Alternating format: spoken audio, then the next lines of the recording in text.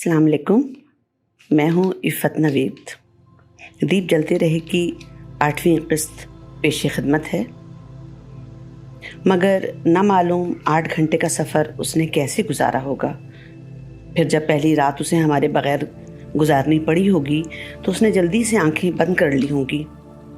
कुछ भी हो, कैसी भी परेशानी हो, कैसा भी कठिन वक्त हो, किसी होते सोते की याद कितना ही तड़पाए, पर नींद की देवी बच्चों पर हमेशा ही मेहरबान रहा करती है।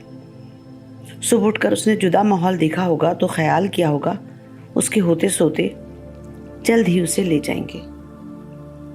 हमारी अम्मी ने बताया था कि दरवाजे पर किसी गाड़ी का हॉर्न या रक्शे की आवाज़ पर वो दौड़कर अम्मी आ गईं कहता हुआ दरवाजे पर जाता था और वापस आकर दोबारा गमले में से मट्टी निकाल कर उसमें जाने क्या क्या तलाश करता रहता और फिर सारी मट्टी दोबारा गमले में डालकर उसे दबाना शुरू कर देता था। हमारे पास गमला था, ना नींद की देवी और ना रोने को मौका था। वो अलग बात कि इस खुदनविश्त के बहाने आंखों ने सारे हिसाब चुकता कर दिए। मेरी तीनों बहनें रशी का बहुत ख्याल रखती, ख़ास तौर पर छोटी बहन निदा। वो रशी को अपने पास सुलाती, माँ की तरह उसकी एक एक बात का ख्याल रखती। 3 माह बाद गर्मियों की स्कूल की छुट्टियां हुई तो तबीयत में ऐसी बेचैनी हुई, जी चाहा उड़कर रशी के पास पहुंच जाऊं। बड़ी मुश्किल से ट्रेन का सफ़र कटा और घर पहुंचे तो रशी देर तक शिकवा भरी नज़रों से मुझे देखता रहा। फिर लिपट कर खूब रोया, रुलाया। छुट्टियां गुजरी, रशी को अपने साथ ले आए। सोचा था कि अपने स्कूल में उसे दाखिल कर देंगे, पर वो एक कम्युनिटी का स्कूल था। कम्युनिटी के बच्चों को ख़ास रियायत पर पढ़ाया जाता था। ये ख़ास रियायत उन बच्चों को पढ़ाने वाले असातिज़ा के बच्चों को हासिल ना थी। 25,000 एडमिशन फ़ी और 6,000 रुपये माहाना फ़ी। इसमें कोई रियायत ना होने के सबब हमने रशी को अपने ही स्कूल के सामने एक स्कूल में दाखिल कर दिया।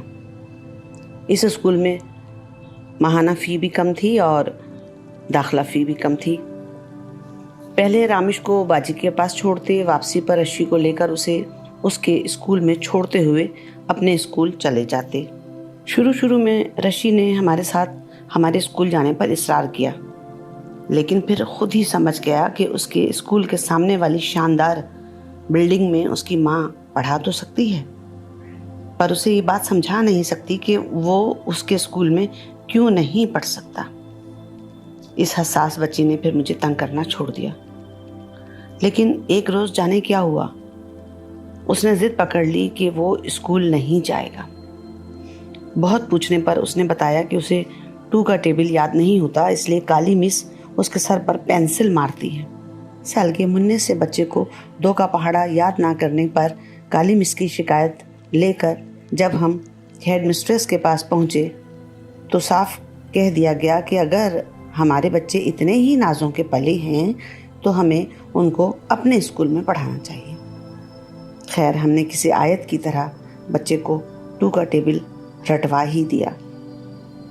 लेकिन अब रशी ने दोबारा हमारे स्कूल जाने के लिए मचलना शुरू कर दिया था।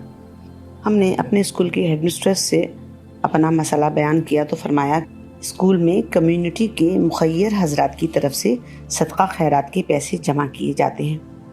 जिन बच्चों के वालिदैन इस्तिताअत नहीं रखते, उन पैसों से उन बच्चों की फ़ीस अदा कर दी जाती है। आपके बच्चे को भी हम आधी माहाना फ़ी पर एडमिशन दे सकते हैं, लेकिन एडमिशन फ़ी पूरी होगी। सदका खैरात सैयदों पर हराम है, ऐसा हमें अहमद ने बताया था। पर मैं तो माँ थी, ऊंची नीची ज़ात सदका खैरात की अना मेरे बच्चे से ज़्यादा नहीं थी, पर यह एहसान लेना हकीकी मायनों में अब भी बोझ था। अहमद की नाजुक मिजाजी, हसास तबीयत और मिजाज में तनव्वो और शोरा और मुंतज़मीन की गठ जोड़ के बाइस अब इन्हें अदबी नशिस्तों और मुशायरों में भी मदऊ नहीं किया जाता था। दोस्त अहबाब भी इनके मिजाज में बरहमी की वजह से इनसे कतराने लगे थे। اس جبری گوشہ نشینی نے انہیں حد سے زیادہ چڑچڑا کر دیا تھا۔ اسی دوران ان کے ایک نیم حکیم دوست نے خود ہی ان کا علاج شروع کر دیا اور ان کے ذہن میں بٹھا دیا کہ ان کی تمام بیماریاں اس ایک دوا سے ٹھیک ہو جائیں گی۔ اب انہوں نے ضد پکڑ لی کہ اب انجیکشن نہیں لگوائیں گے، اور ہمیں بھی قائل کر لیا کہ اس دوا کے اثرات کا انتظار کرنے میں کوئی حرج نہیں۔ دل قصہ مجنوں سے جب اٹھنے لگے ہوں گے، پھر لے کے جنوں کوئی مثال آ گیا ہوگا، یا تانا زنا سنگ زنا تھک گئے ہوں گے، یا تیرے جنوں میں ہی سنبھال آ گیا ہوگا۔ شفو کی شادی کے دن قریب آ رہے تھے۔ اب ہمیں فکر کہ انہوں نے اس سے ایک ڈیک اور امی سے اسے زیور دینے کا کہہ دیا ہے۔ نے کتاب کا مسودہ تیار کیا اور اپنے کاروباری دوستوں کے پاس کتاب کے سوینئر کے لیے اشتہارات مانگنے پہنچ گئے۔ اسی اثنا میں ان کی ٹانگ میں چوٹ لگ گئی، زخم پک گیا تھا، چلنے میں شدید تکلیف ہوتی تھی، لیکن ایک دھن سمائی تھی۔ 70,000 روپے جمع ہوئے، 4,000 کا ڈیک، 65,000 کا سونے کا سیٹ خریدا اور شادی میں شرکت کے لیے ہم خیرپور پہنچ گئے۔ یہ معاشی حالات سے سب واقف تھے، کسی کو امید نہیں تھی کہ واقعی احمد اپنا کہا پورا کریں گے۔ سب کی زبان پر تالے تھے، ہر کوئی اپنے اپنے تحائف کا بڑی شان سے ذکر کرتا کہ کس نے شفو کو کیا دیا ہے۔ احمد کی فطری خواہش تھی کہ کوئی کہے کہ احمد نے شفو کو زیور اور ڈیک دیا ہے، لیکن جب کسی نے کچھ نہ کہا، ان کی زود رنجی اود کر آئی۔ ان کی آزردگی کم کرنے کے لیے ہمیں سب کو بتانا پڑا کہ احمد کی طرف سے کیا دیا گیا ہے۔ دن کو سونے کا موقع نہ ملتا اور رات انہیں نیند نہ تھی۔ انجیکشن لگنے کی تاریخ گزرے 1 ماہ ہو چکا تھا۔ ایک اندیشہ کل بلانے لگا۔ سوچا اب کراچی جاتے ہی پہلی فرصت میں کیسے بھی کر کے انہیں انجیکشن لگوانے کے لیے راضی کریں گے۔ کراچی واپس آئے تو ان کے لیے انجیکشن لیا اور سمجھانے کی کوشش کی کہ ہمارے ساتھ چل کر لگوا لیں، مگر بڑے پیار سے ہمیں سمجھایا کہ اب اس کی ضرورت نہیں۔ ہم تو دیکھ رہے تھے کہ بات بے بات غصہ طنز جاری ہے۔ ہماری نئی مالکہ مکان فریدہ باجی بڑی خدا ترس خاتون تھیں۔ ان کے خاندان میں ان کے ایک ماموں بھی شیزوفرینیا کے مریض تھے۔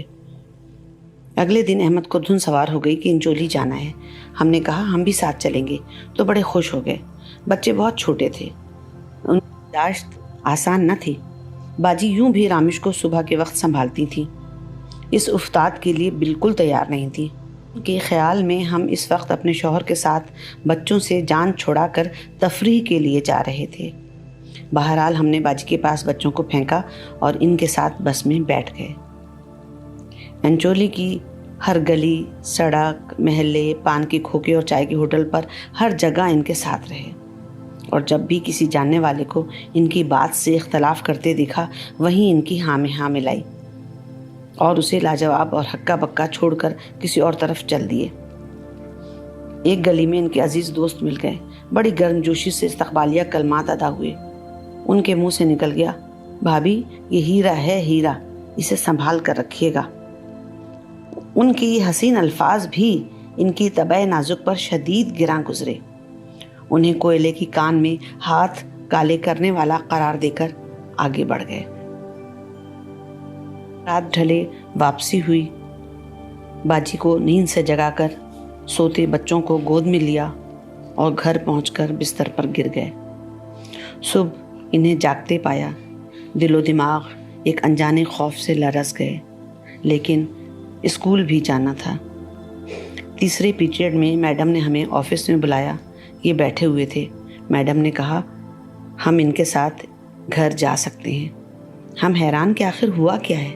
گھر پہنچے تو کہنے لگے میں نے میڈم سے جھوٹ بول کر تمہیں ہاف لیو دلوائی ہے۔ ہم نے حیرت سے انہیں دیکھا تو کہنے لگے میں نے میڈم سے کہا تھا کہ اس کی امی کی حالت نازک ہے، انہوں نے فوراً تمہیں بلوا لیا۔ ارے غصہ تو بہت آیا لیکن چپ رہے۔ ہمارا موڈ देख कर कहने लगे, दरअसल तुमसे ज़रूरी बातें करने को दिल चाह रहा था। और फिर पुराने किस्से लेकर बैठ गए। किसने क्या ज़्यादती की। दिमाग लस्सी हो गया। सब जानते हुए भी हमारे क़ुव्वत बर्दाश्त जवाब दे गई। बड़ी मुश्किल से ख़ुद को काबू में रखा और कहा, बाजी के पास से रामिश को लेने जा रही हूँ। फ़ौरन हमदर्दी जताकर कहने लगे, तुम बैठो, मैं ले आऊँगा उसे। या अल्लाह, बाजी और उनके ससुराल वालों का तो आज ये सारा हिसाब बराबर कर देंगे। सोचकर हमने कहा, आप यहाँ रशी के पास रहें, हम रामिश को लेकर आते हैं। रामिश को भागम भाग लेकर आए तो देखा बाहर गली के बच्चों के साथ बाप बेटा खेल रहे हैं। सुकून का सांस लिया और खाना बनाने के दौरान यही सोचते रहे कि इनको किस तरह इंजेक्शन के लिए राम किया जाए।